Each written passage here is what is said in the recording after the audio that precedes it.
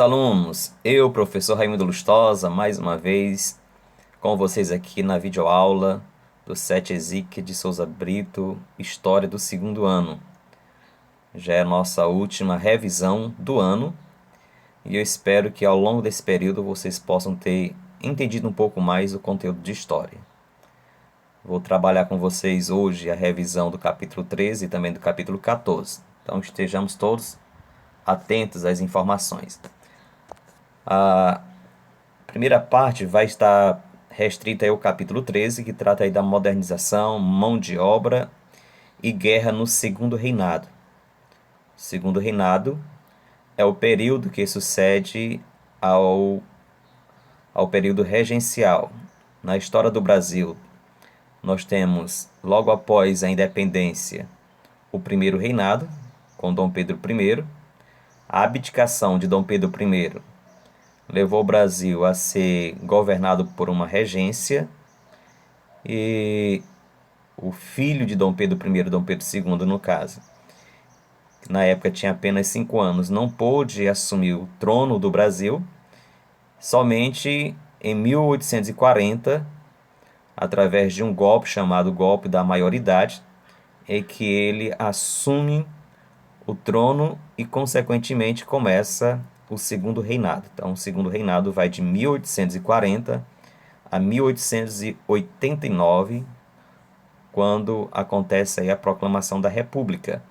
Então, o recorte de hoje, ou dessa videoaula, dessa revisão do primeiro momento, é justamente do segundo reinado, ou do segundo império do Brasil. A primeira pergunta, ou a primeira questão, fala justamente desse período em que o príncipe Dom Pedro, ele assume o segundo reinado. E diz aí o texto da seguinte forma: a maioridade do príncipe Dom Pedro foi antecipada em 1840 para que ele pudesse assumir o trono brasileiro. Entre os objetivos do chamado golpe da maioridade, podemos citar o esforço de: letra A, obter o apoio das oligarquias regionais insatisfeitas com a centralização política ocorrida durante o período regencial. Letra B, ampliar a autonomia das províncias e reduzir a interferência do poder central nas unidades administrativas. Letra C, abolir o ato adicional de 1834 e aumentar os efeitos federalistas da lei interpretativa do ato, editada 6 anos depois. Letra D, promover ampla reforma constitucional de caráter liberal e democrático no país, reagindo ao centralismo da Constituição de 1824. E letra E, restabelecer a estabilidade política comprometida durante o período regencial e conter revoltas de caráter regionalista. Notem que essa questão está falando do retorno do rei, ou melhor dizendo, quando Dom Pedro assume o reinado do Brasil, ou Dom Pedro II, e o que motivou para que fosse antecipada aí a sua maioridade. Até então ele não poderia assumir, porque ainda não tinha idade suficiente. Mas houve um acordo entre os políticos da época para que ele pudesse assumir o poder no Brasil. E o período regencial que antecedeu ao segundo reinado foi um período de muitas revoltas.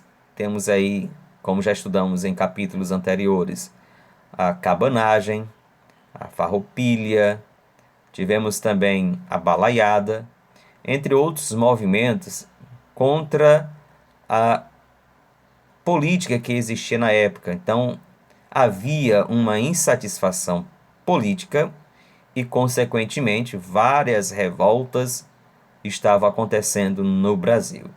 E isso, de certa forma, provocava uma instabilidade política, como um todo no nosso país.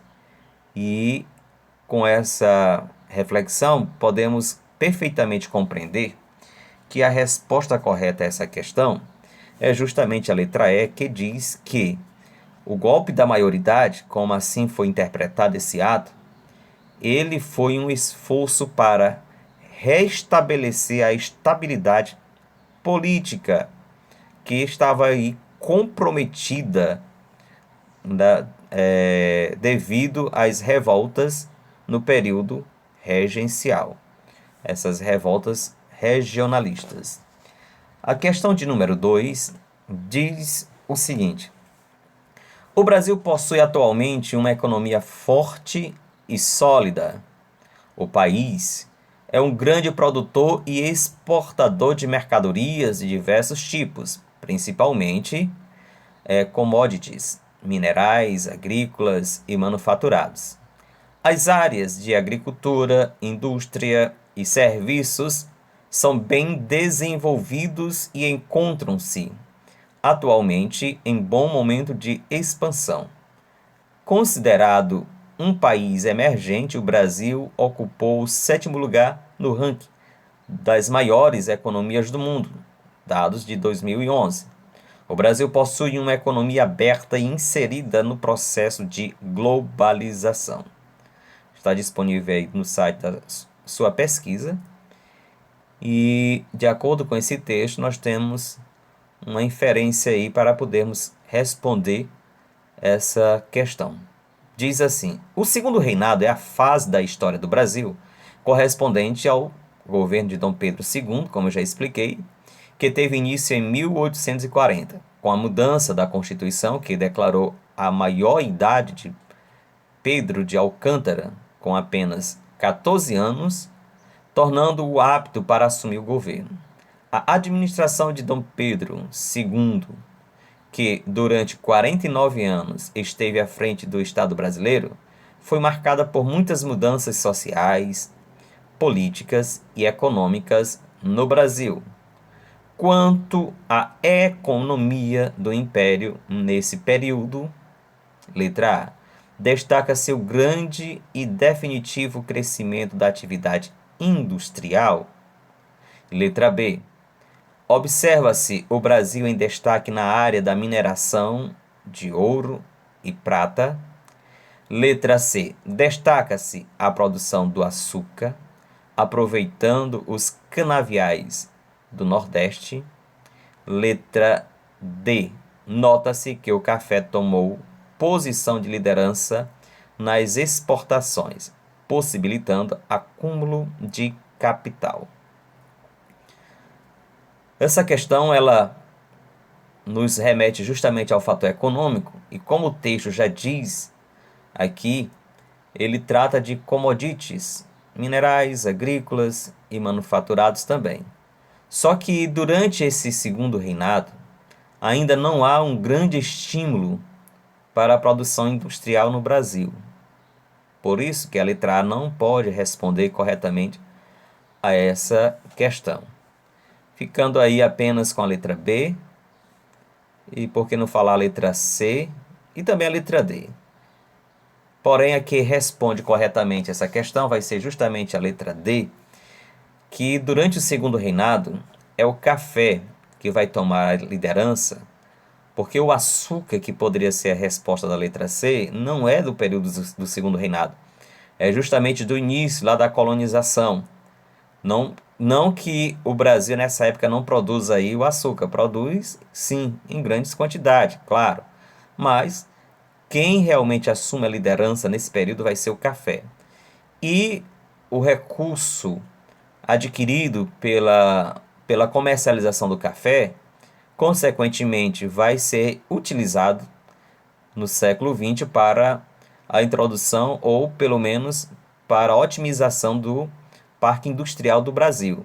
Por isso que a resposta da letra D ela responde coerentemente ao questionamento, dizendo o seguinte: note-se que o café tomou posição de liderança nas exportações e possibilitou esse acúmulo de capital. Então, esse capital acumulado vai ser o capital que vai otimizar a indústria no Brasil, isso já mais precisamente a partir de 1930. A questão de número 3 diz assim: A Lei número 581 do Império do Brasil, também denominada de Eusébio de Queiroz, foi promulgada em 4 de setembro de 1850. Essa lei, letra A, provocou o confisco dos escravizados ilegais, reprimindo a condenação durante os senhores de escravizados.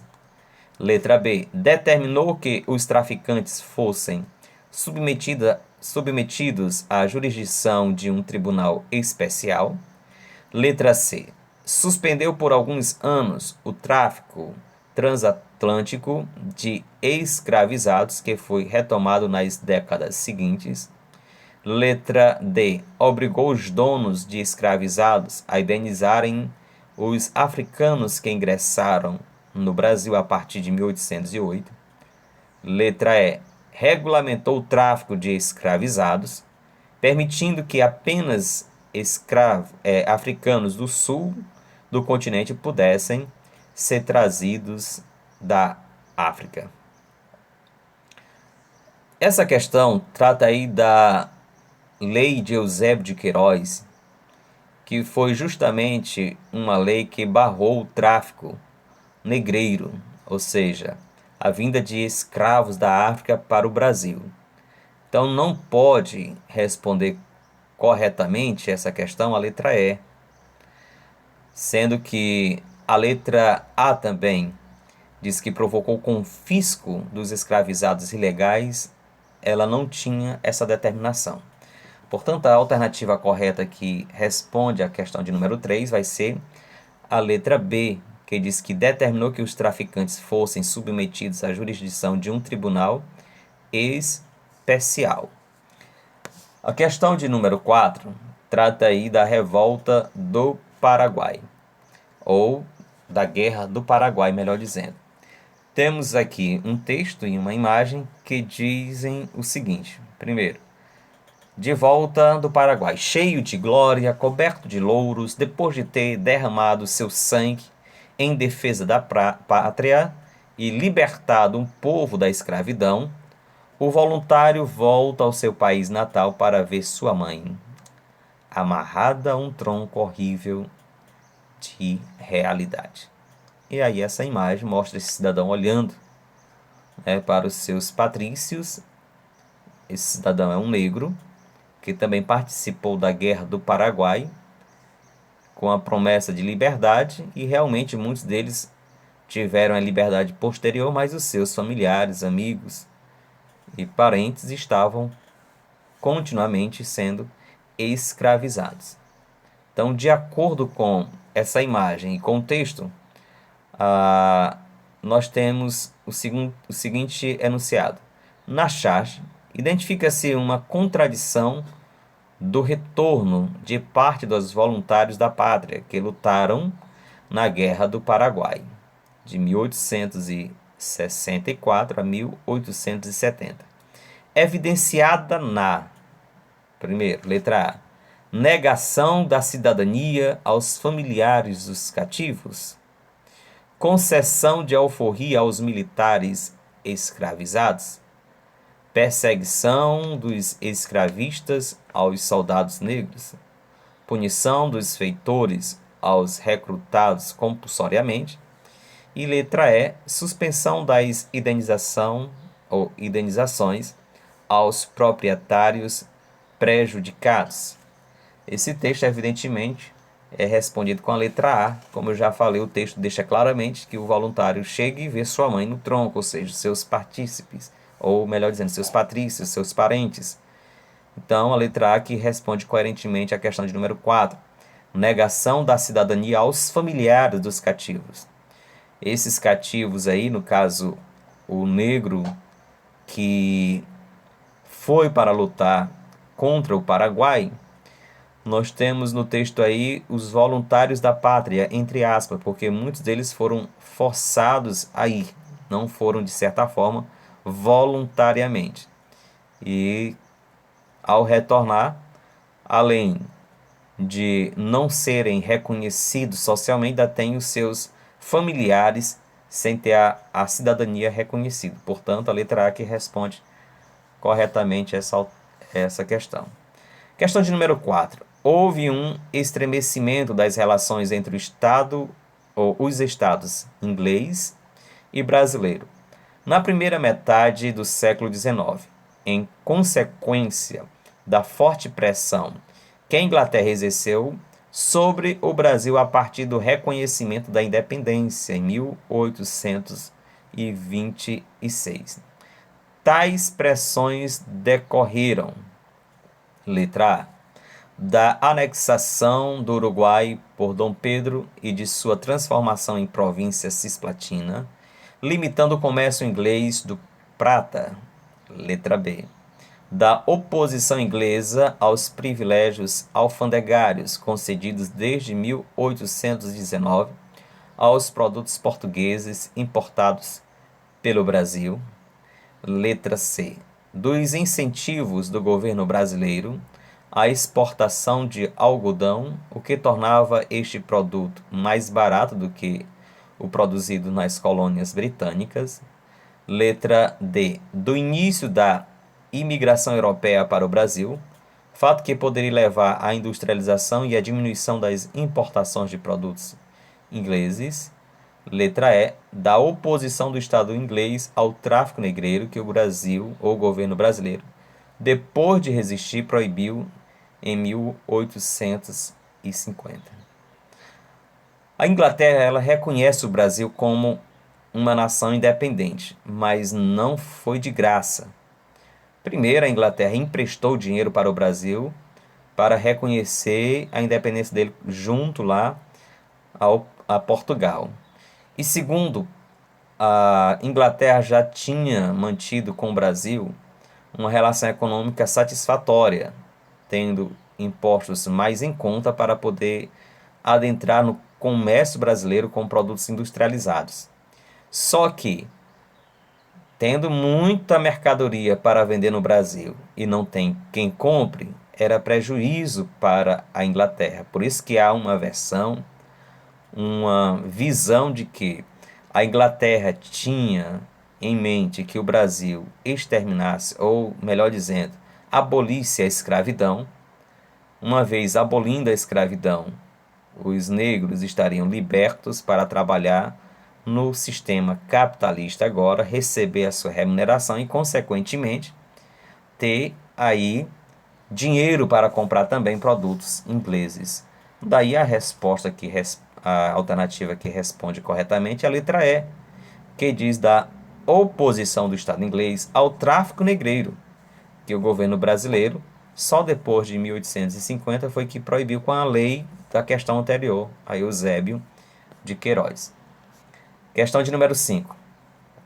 Uma análise das relações sociais de poder no Brasil Império mostra mudanças importantes com relação ao período colonial.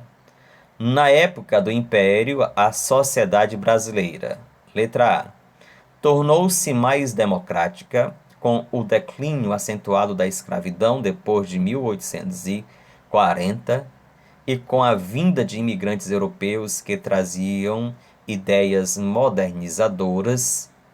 Letra B, manteve a escravidão como fonte de produção de riqueza, embora restrita à cultura do café, no oeste paulista e no interior do Rio de Janeiro. Letra C, conseguiu livrar-se das influências europeias, afirmando uma matriz, respeitando as tradições seculares de sua história. Letra D, permaneceu marcada pelo escravismo, embora já houvesse mudanças de muitos hábitos por influência da modernização e de outros setores. Letra E, conviveu com rebeliões políticas frequentes, lideradas pelos liberais radicais e movidas por ideais abolicionistas e republicanos. Então, na época do Império de 1800, principalmente de 1840 até 1889, como é que estava aí a sociedade brasileira? Mais democrática? Acredito que não. Então, a letra A, ela já remete aí dúvida se realmente responde corretamente. A letra B até parece ser verdadeira, mas também nos remete dúvida, porque diz que foi restrita apenas a São Paulo e ao Rio de Janeiro a escravidão. E a letra C também tem um parâmetro de dúvida dizendo que, aliás, de certeza mesmo, que nós ficamos aí, os brasileiros ficaram livres da influência europeia, coisa que nunca aconteceu. E ainda mais diz, respeitando as tradições seculares de sua história, não acredito que essa aí seja que responde corretamente. Então, resta-nos então a resposta da letra D, que diz que permaneceu marcada pelo escravismo, lógico, embora já houvesse algumas mudanças de hábitos, por influência justamente da modernização de alguns setores, da vinda de imigrantes, entre outros. Letra D é que responde corretamente. Questão de número 6. Sobre a Lei de Terras, decretada no mesmo ano de 1850 da Lei Eusébio de Queiroz, que suprimiu o tráfico negreiro, é correto afirmar. Letra A. Dificultava o acesso dos ex-escravos à propriedade da terra, estabelecendo o critério da compra e venda. Estava associada a uma concentração de distribuição de terras para estimular a produção agrícola. Facilitava, letra C, a aquisição de terras pelos escravos e imigrantes, ao associar terra livre e trabalho livre. Letra D. Estava vinculada à necessidade de expansão da fronteira agrícola e aquisição de terras na Amazônia. Letra E. Superava o antigo conceito de sesmaria ao impedir a concentração de terras nas mãos de poucos proprietários.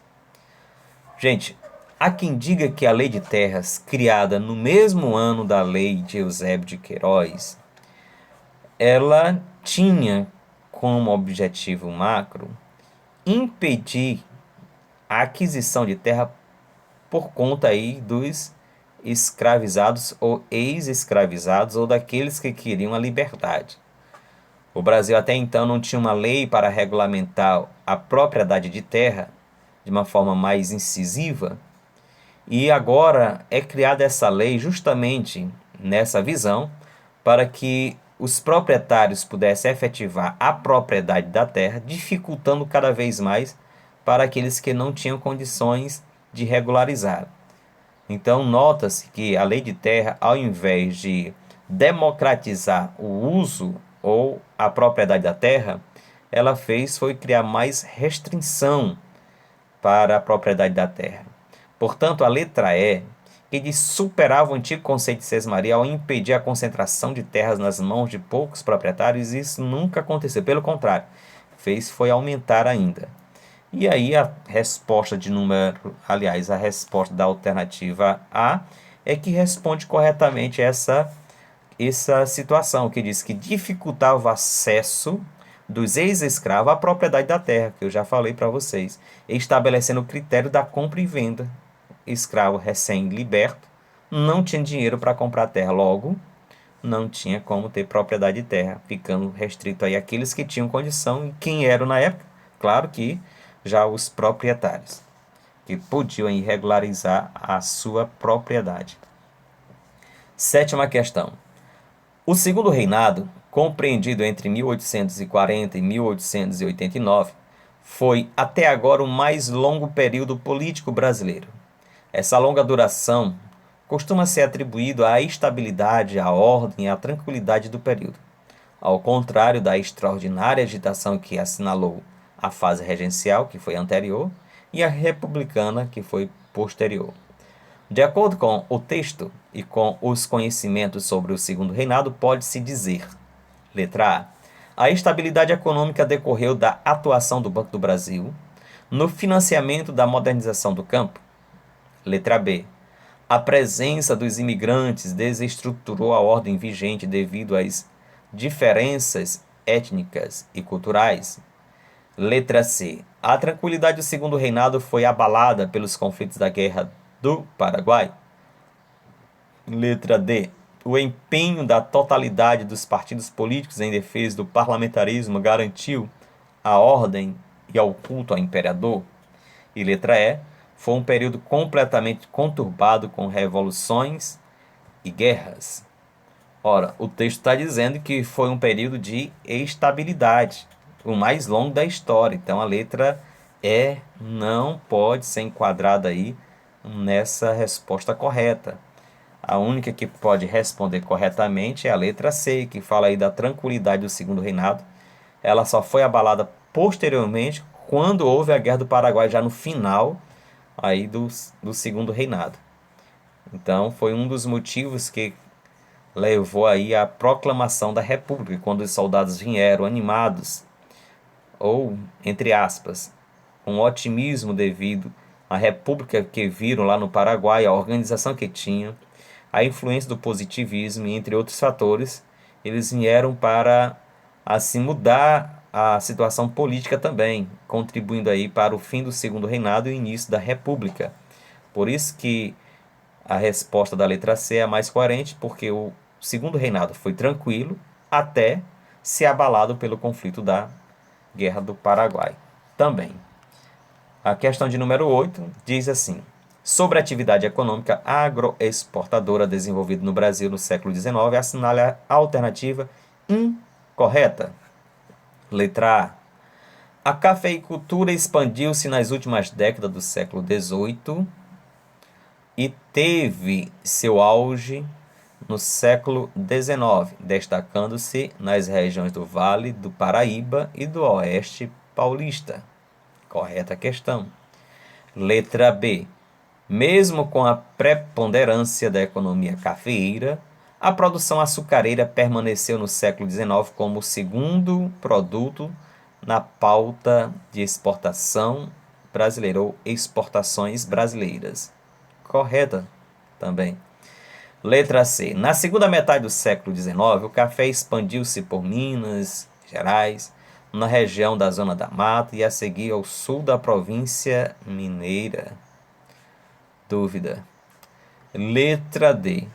O desgaste das terras do Vale do Paraíba no final do século XIX, somado aí ao envelhecimento dos cafezais, gerou uma grave diminuição da produção exportadora nessa região?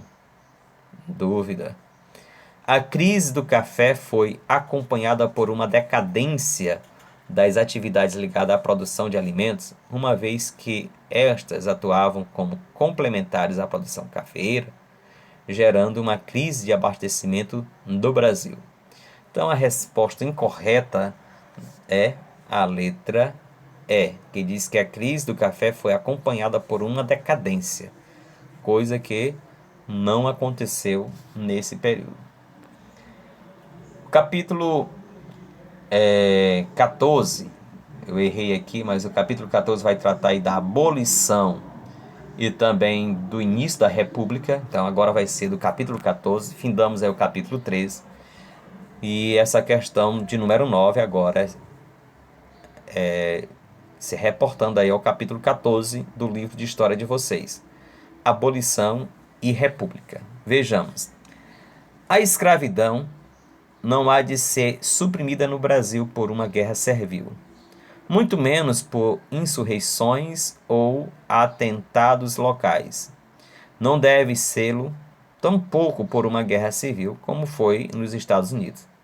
Ela poderia desaparecer, talvez, depois de uma revolução, como aconteceu na França, sendo essa revolução obra exclusiva da população livre.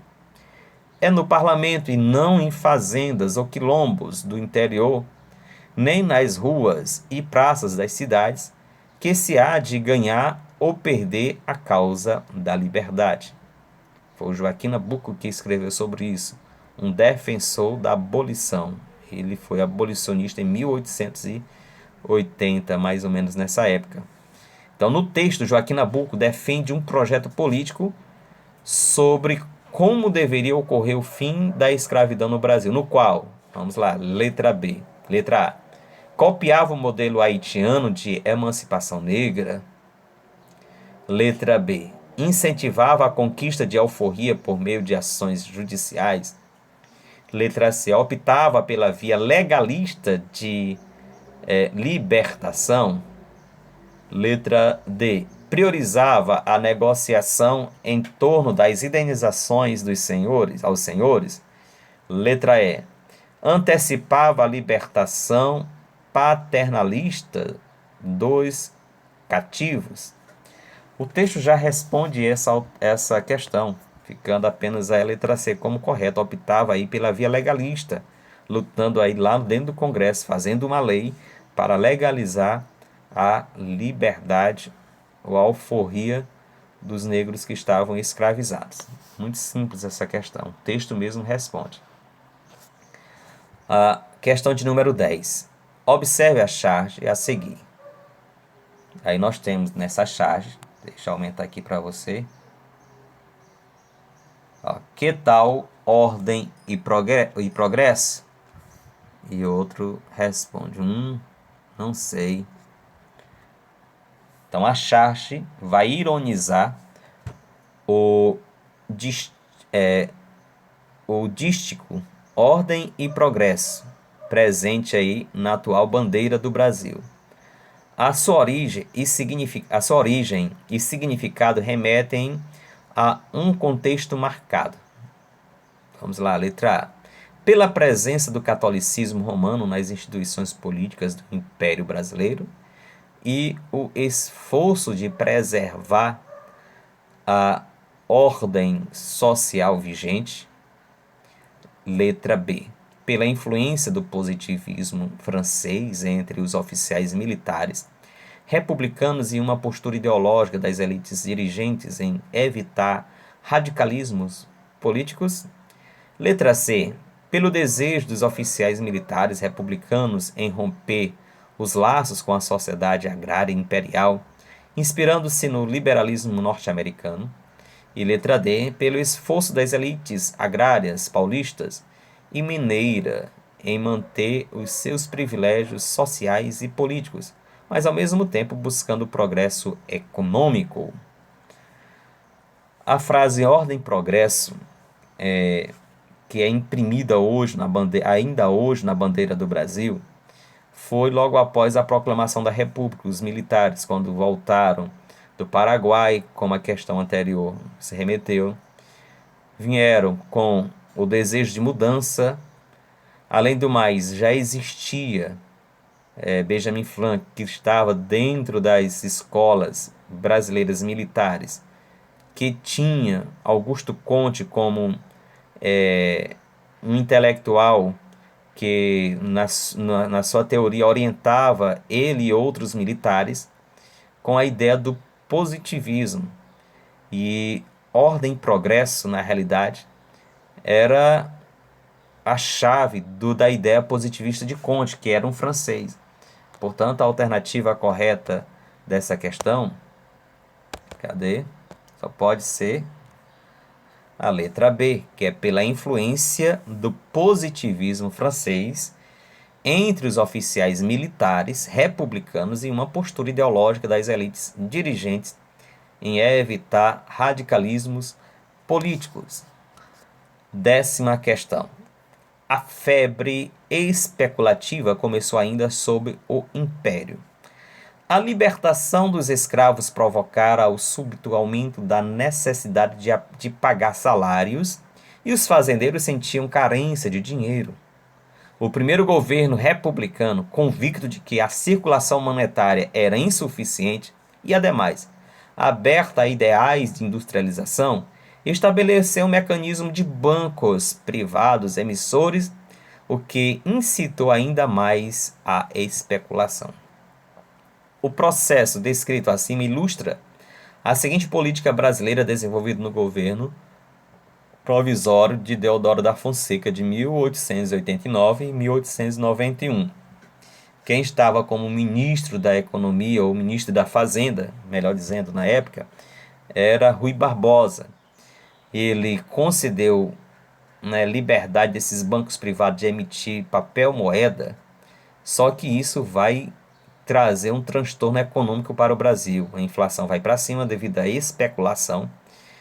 Vão existir várias empresas fantasmas, empresas apenas para pegar esse dinheiro emprestado e com outras finalidades, e vão investir na bolsa e a especulação aumenta, ou seja, a compra de ações, entre outros, ao ponto de provocar no Brasil uma crise econômica. E nesse período, no Jockey Club tinha as corridas de cavalo e o cavalo deveria ser encilhado para participar dessas corridas. Então, associado a essa correria dos cavalos, à correria econômica, essa política do governo Deodoro, principalmente de Rui Barbosa, foi conhecida como encilhamento.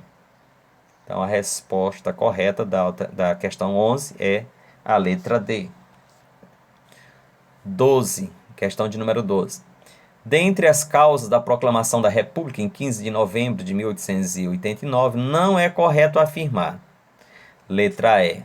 Ocorria descontentamento nos quartéis em decorrência da questão militar?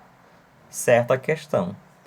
Ocorria indiferença na Igreja Católica entre a sorte da monarquia, originário da questão religiosa e prisão anterior dos bispos de Olinda e também do Pará? Correta. Letra C. Os fazendeiros ou cafeicultores da província do Rio de Janeiro estavam irritados, pois perderam todos os seus escravos em decorrência da Lei Áurea?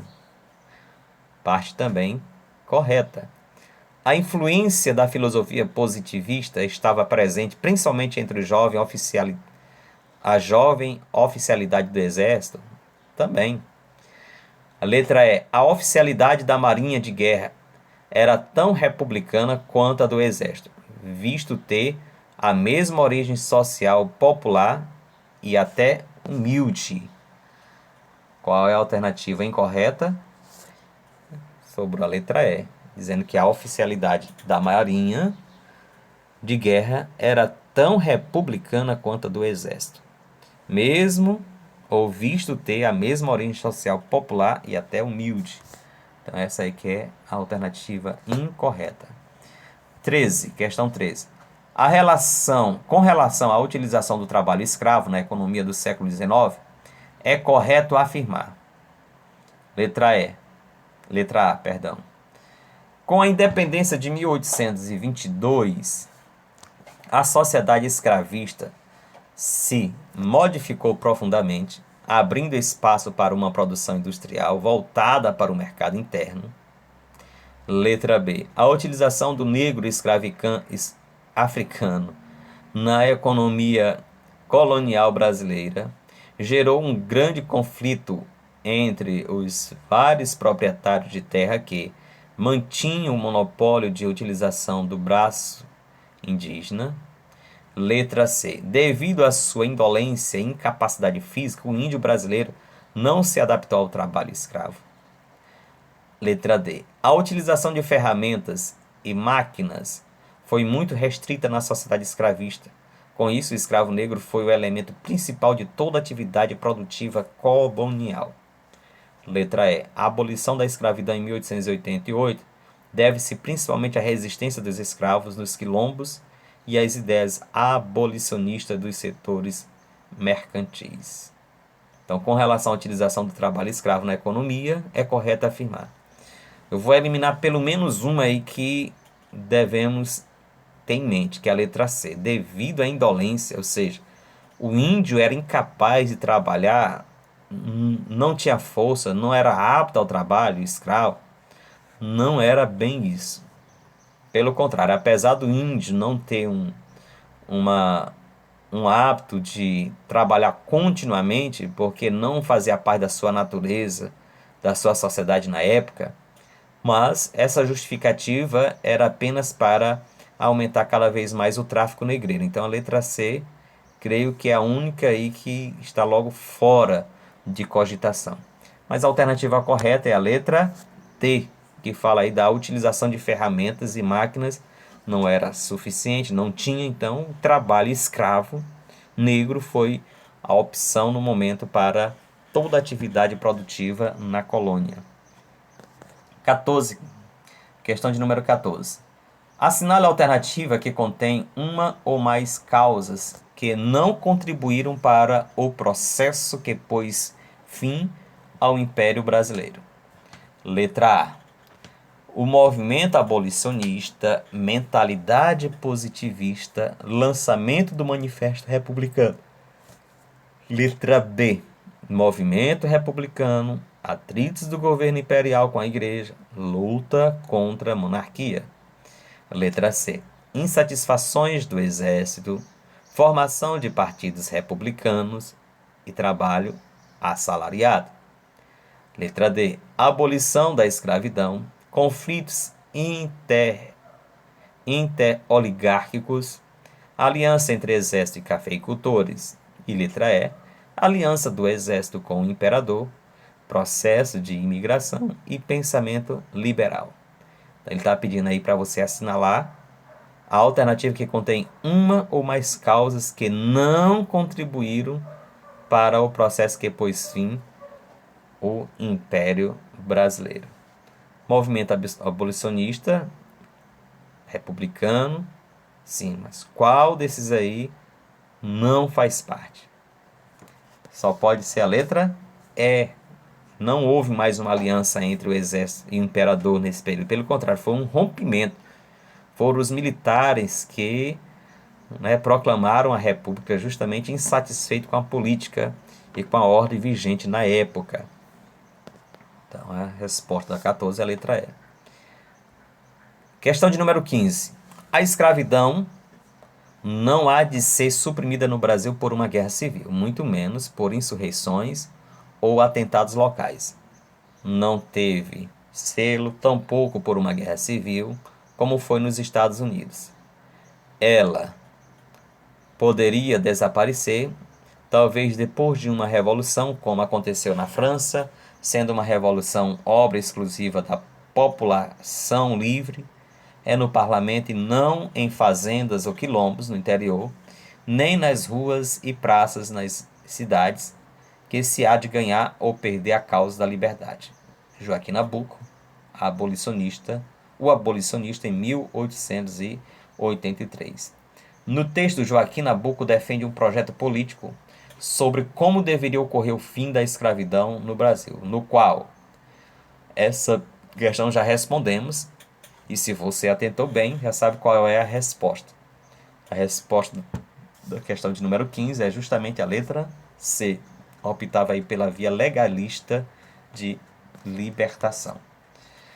Concluímos aqui o nosso capítulo, a revisão do capítulo 13 e o capítulo 14 e também das nossas aulas deste ano letivo de 2020. Espero ter contribuído para o processo de conhecimento ou o processo de ensino-aprendizado de cada um de vocês. Até breve. Que Deus abençoe e fique em paz.